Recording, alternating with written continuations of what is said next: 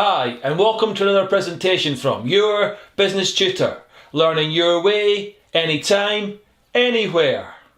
Private sector organisations are in business to make profit. There is no point investing thousands of pounds in a business if it is unlikely to make any profit, as the owners will never get their money back. This is why this presentation on break-even analysis is so important, as it lets a business identify if it is likely to make a profit or not. So what are we going to learn in this presentation? Well, first of all, we're going to find out what break-even analysis is. Then we're going to go on to explore the terminology used in break-even analysis. And then finally, we're going to look at how to prepare and analyse a break-even chart and a break-even table. Okay, let's get started by asking, what is break-even analysis? Break-even analysis is used by a business to identify what level of sales it needs to make to cover its total costs of production.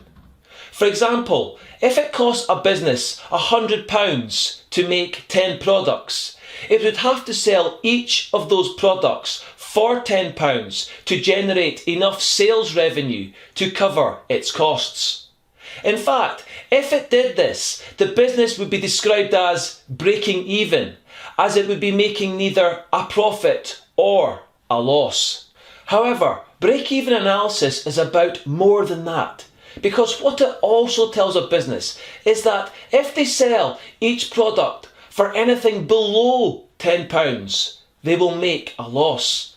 Whereas if they sell at above £10, they will make a profit. What this shows is how crucial break-even analysis is to an organisation if it is to be successful and make good decisions, in that there is no point even starting production of a product if break-even analysis shows that a business will never be able to generate enough sales to cover its costs. Given this, it would now seem sensible to explore how a business would carry out a break-even analysis.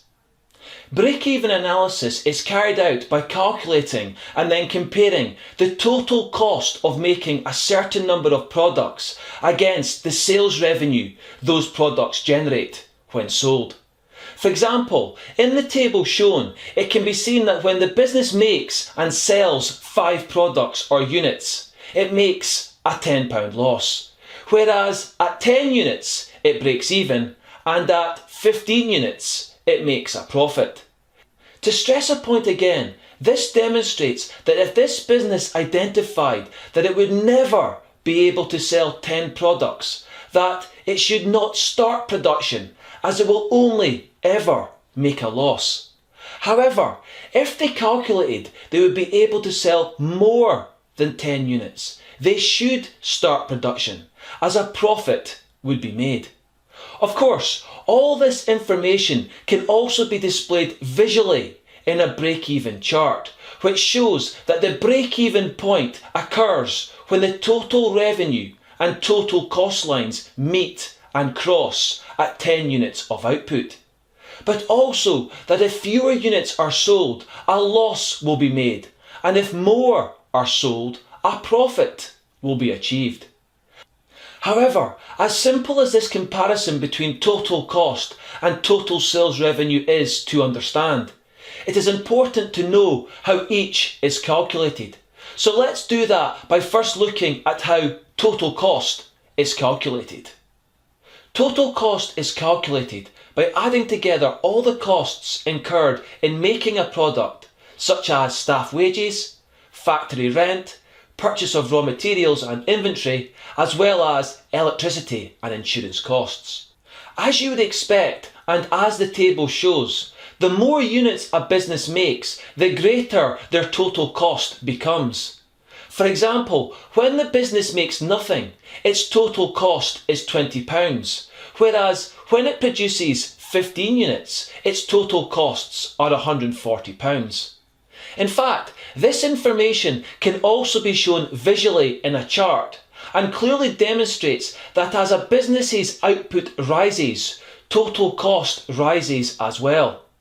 Now, before moving on, I think it is important at this point to address an issue many of you will be questioning, which is, why is total cost £20 when nothing is made? Surely it should be zero. Whilst you are absolutely right to challenge this, I would ask you to give me a couple of minutes to explain why it is not zero by looking at how total cost is calculated in a little more detail. The first thing to realise is that total cost is calculated when two other costs called fixed cost and variable cost are added together. This is a really important point because how each of these costs behave when production occurs explains why total cost does not fall to zero when nothing is made. So let's do that by first asking, what is fixed cost? Fixed costs are costs which have to be paid if production occurs or not, and would include insurance, rent and loan repayments. As such, and as the table shows, even when no production occurs at 0 units, fixed cost of £20 must still be paid. However, and this is the second interesting characteristic of a fixed cost, even when output rises and a business makes more of a product, fixed cost does not rise. In fact, as the table shows, at all levels of output from 0 units all the way through to 15 units, fixed cost remains at £20. Of course, and as before, all this can be shown on a chart where fixed cost is shown as a straight line that starts up from the origin at £20 and then carries horizontally across as output rises. Now, given many of you will already have made the connection, it is worth noting at this point that the start of the fixed cost line is also the start of the total cost line, because at 0 output, fixed cost is the only cost incurred by a business. Okay, so now we know what fixed cost is, let's now turn to look at what variable cost is. Variable costs are costs which are only paid once production occurs and include staff wages, electricity charges and raw material costs. As such, and as the table shows, when no production occurs at 0 units, variable cost is zero.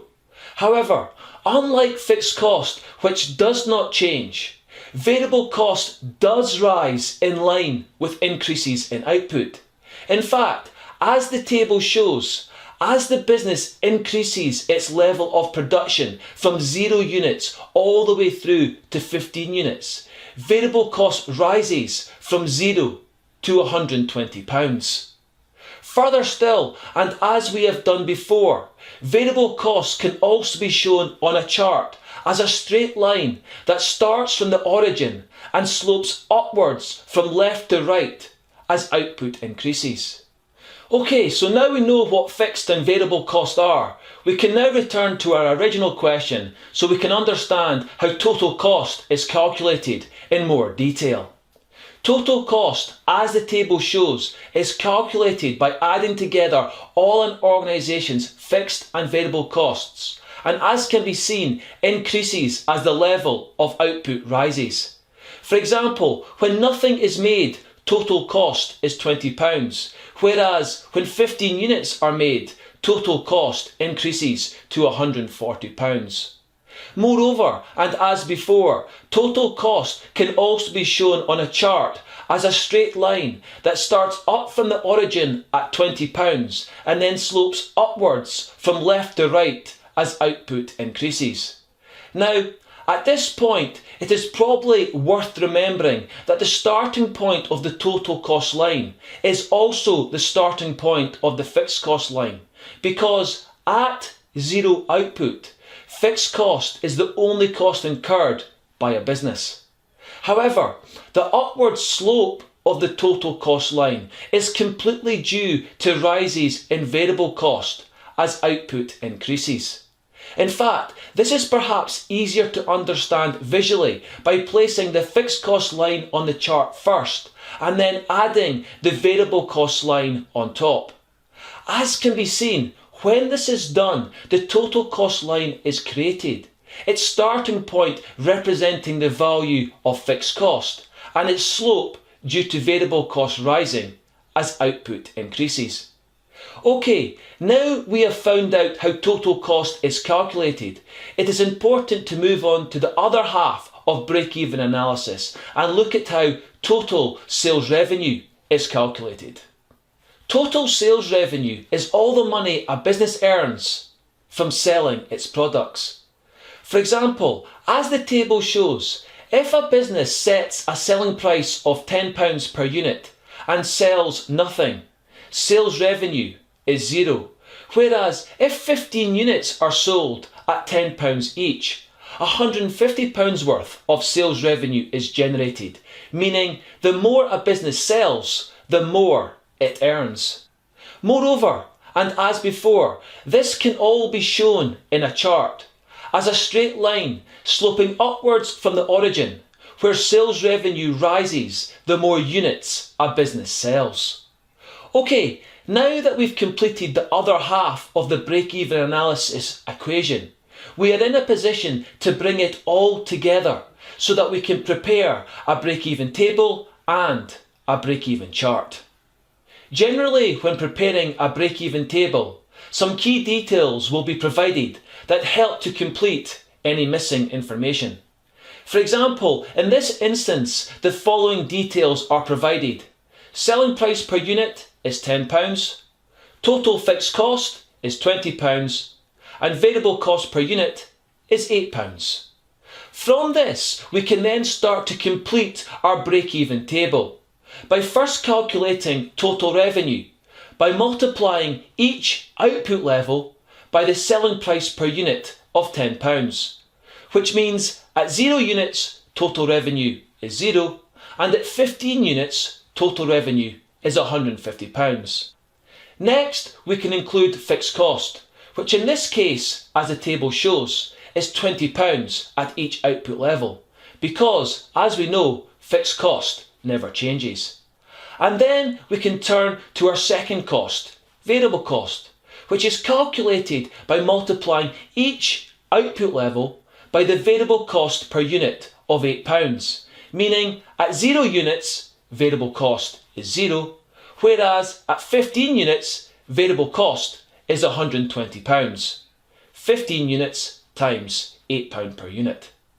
After this, we can then pull together all the information on costs by adding fixed cost to variable cost in order to calculate total cost, which at 0 units is £20 and at 15 units is £140. From this, we then have all the information we need to complete the break-even table by deducting total cost from total revenue at each output level to find out how much profit or loss is made, which in this case is a £20 loss at 0 units and a £10 loss at 5 units, break-even at 10 units and a £10 profit at 15 units. Of course, this information can then all be displayed visually in a break-even chart, which shows that the break-even point occurs when the total revenue and the total cost lines meet and cross at 10 units of output, which then also tells us that at any output level below this point, when the red total cost line is above the green total revenue line, the business is making a loss. And at output levels above this point, where the green total revenue line is above the red total cost line, a business is making a profit. Okay, so what did we learn in this presentation? Well, first of all, we found out what break-even analysis is. We then went on to investigate the terminology used in break-even analysis, and then finally we looked at how to prepare and analyse a break-even chart and a break-even table. Break-even analysis is important in business decision making as it helps an organisation decide if it would be profitable or not to start production of a product. However, as appealing as such analysis is, it should be remembered that its simplicity is also its weakness, in so much that using the same selling price per unit and the same variable cost per unit across all output levels is not realistic, especially in the long run. This is why, in real life, a business will take a more refined approach to break-even analysis, which, although will complicate the calculations of total revenue and total cost, should result in a more accurate estimation of the break-even point.